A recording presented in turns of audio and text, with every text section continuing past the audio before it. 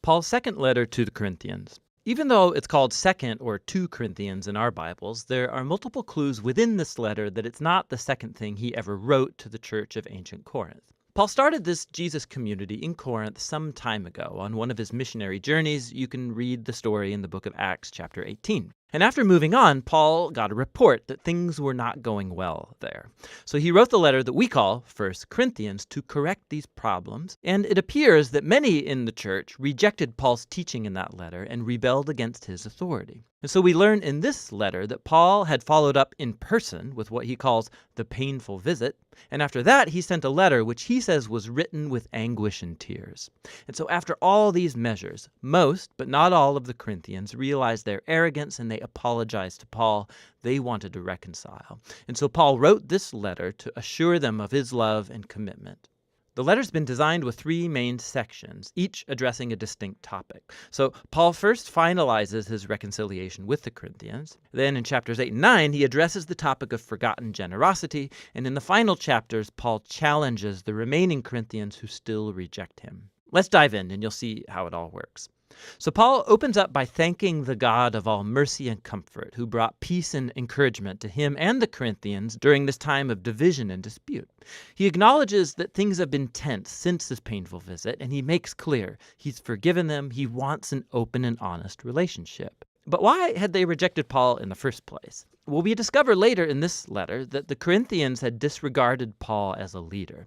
He was poor, he earned a meager living through manual labor, he was under constant persecution and suffering, he was often homeless, and to top it off, he wasn't a very impressive public speaker. And so once the Corinthians were exposed to other, more wealthy, impressive Christian leaders, they started to think less of Paul. They were actually ashamed of him. So Paul responds first by showing that their elevation of these leaders, simply because of their wealth and eloquence, is a betrayal of Jesus. It shows a totally distorted value system. True Christian leadership, Paul says, is not about status or self-promotion.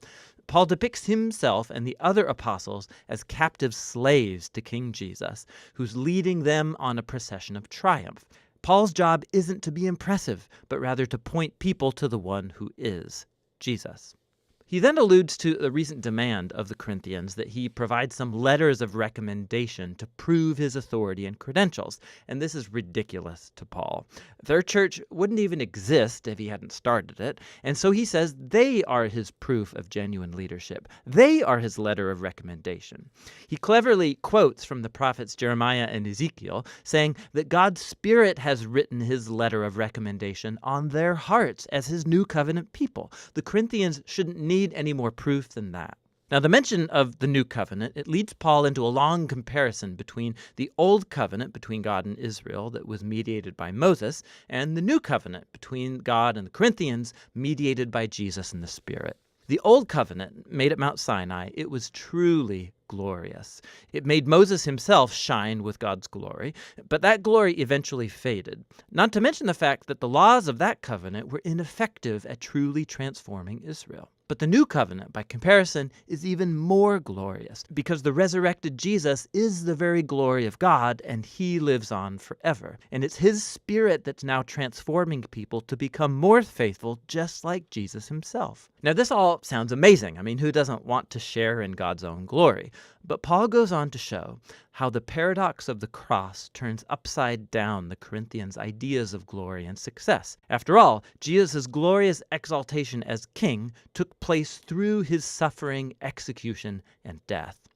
On the cross, Jesus revealed God's salvation. He died for the sins of the world to reconcile people to God. But the cross does even more. It reveals God's character. He's a being of utter self-giving, suffering love that seeks the well-being of others. The cross also reveals a new cruciform way of life. And Paul's goal is that his life and ministry imitates the cross. So although his apostolic career, it's been marked by humility, suffering, by poverty, it was all to serve the Corinthians. And so when they disapprove of Paul's poverty and suffering, they disapprove of Jesus too. Paul's way of life and leadership is actually the proof that he authentically represents the crucified and risen Jesus. Paul really wants to reconcile with the Corinthians, but he won't let things lie until they've been transformed and embrace this upside-down paradox of the cross. After this passionate appeal, Paul moves on to address the topic of forgotten generosity. So the Jewish Christians back in Jerusalem, they had fallen into poverty due to a famine. And Paul was raising money among the new churches that he started, full of mostly non-Jews. They would all send a relief gift as a symbol of their unity in the Messiah, Jesus. And so many of his churches, they were thrilled to give. But the Corinthians, in the midst of all this conflict with Paul, hadn't saved up for the gift. And for Paul, this isn't just about money. It's another sign that the Corinthians have not been transformed by the gospel about Jesus, which, at its heart, is a story of generosity. Paul says, "You know the generous grace of our Lord Jesus the Messiah, that even though he was rich, for your sake he became poor, so that through his poverty you might become rich." He's telling the story of the gospel through financial metaphors. Jesus gave up his glorious honor, or wealth, and he lowered himself to die like a poor slave, so that other people who are impoverished through sin and death can be exalted and become wealthy through the riches of God's grace. To be a Christian is to let this story sink deep into your mind and heart, letting it transform you into someone who's more generous, more willing to share your life and resources to help others. In the final section of the letter, Paul focuses on the main source of his conflict with the Corinthians, that group of impressive leaders that he sarcastically calls super apostles. So they came to Corinth promoting themselves and bad-mouthing Paul as a poor, unsuccessful leader. And at the risk of sounding self-promoting, Paul says, do these guys really want to compare credentials? He can totally take them on.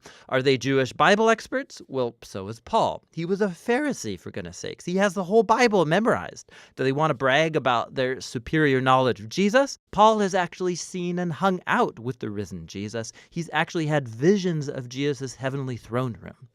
But more importantly, Paul has given his entire life to the mission of Jesus. He sacrificed comfort and stability, and he never asked the Corinthians for money. Unlike the super apostles who charged a lot, Paul earned his own living. But, Paul says, he refuses to brag about these accomplishments because these aren't the things that really matter as a Christian. Instead, what he'll brag about is how flawed and how weak he is, because it's in those inadequacies that he discovers the love and mercy of Jesus. Or as Jesus once told Paul, "My grace is sufficient for you. My power is made perfect through weakness." Paul concludes the letter with a sober warning to the Corinthians. They need to check themselves. Their contempt for Paul, his way of life, their love for these super apostles, it all shows that they don't grasp who Jesus is on a fundamental level. They're not living like transformed followers of Jesus, and so he invites them once again to humble themselves before the love of Jesus. 2 Corinthians gives us a really unique window into the life of Paul and the paradox set before us by the cross of Jesus. The cross challenges our values, our ways of seeing the world. We value success, education, wealth, but God values humility and weakness because his love and power were made known through the suffering, death, and the resurrection of Jesus. The cross also unleashes the transforming power and presence of the Spirit to empower Jesus' followers to take up his cruciform way of life and make it their own. And that's what 2 Corinthians is all about.